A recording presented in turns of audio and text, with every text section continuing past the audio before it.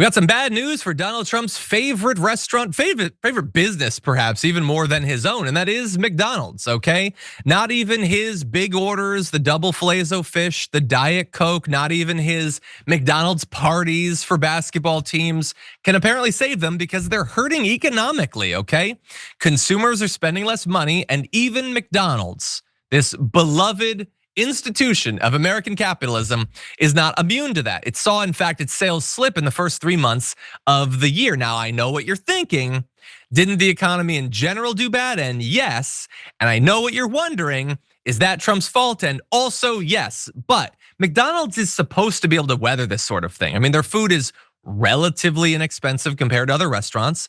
People have grown up indoctrinated into the cult of that clown with their Happy Meal toys and the golden arches everywhere and the pound or two of salt that they put in every order of fries.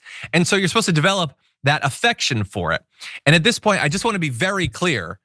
I am more into McDonald's than probably anyone else. So I'm not putting this onto other people. I love a McChicken, but they are actually hurting. And so the financial results point to particularly economically jittery customers.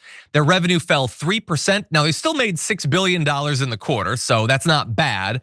But their net income also declined 3%. Global same-store sales dipped 1% in just the quarter. 3.6% decline in the US overall. And so, it's not like, in some cases, the trade war and the tariffs and all that have led to a boycotting of American products. And you might imagine that, well, maybe like a fundamentally like an Americana brand like McDonald's is just really hurting and the Norwegians aren't eating it and the French aren't eating it or whatever. No, they're still kind of eating at the same rates. It's us that are dropping back on how much of it we eat. And there's a lot of potential reasons for that. Tariffs definitely can be a part of it because some of the ingredients that go into the meals have to be brought in. They're more expensive. And I think a lot of people have noticed that McDonald's prices they're not what you might remember from when you were younger. I grew up on the dollar menu. And even then it always seemed like kind of a weird deal that you could get an entire burger for $1. And true, it's not actual food or anything. No actual food went into the making of it, but it looks like food. It tastes pretty good. It's got lots of salt in it. But the prices have been going up. Now, they have tried to get out in front of this and deal with the fact that the perception of McDonald's being affordable has taken a lot of shots over the last few years. They put out their McValue menu, which I believe is like $5 for a meal. So sort of hearkening back to an earlier time. But even that hasn't been enough. They have a new menu, and again, not enough. And so there's a lot of issues for a lot of restaurants, and tariffs are definitely a part of it. But I just want to throw out one thing to think about, okay?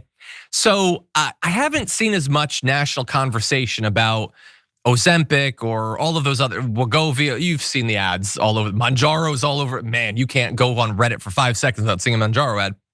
But anyway, when that stuff was getting more popular, people talked about, well, that might start to hit the restaurants. And maybe in particular, something like fast food, which is supposed to be kind of like an impulse buy. Like you're driving around, you're like, I'll get a burger or something.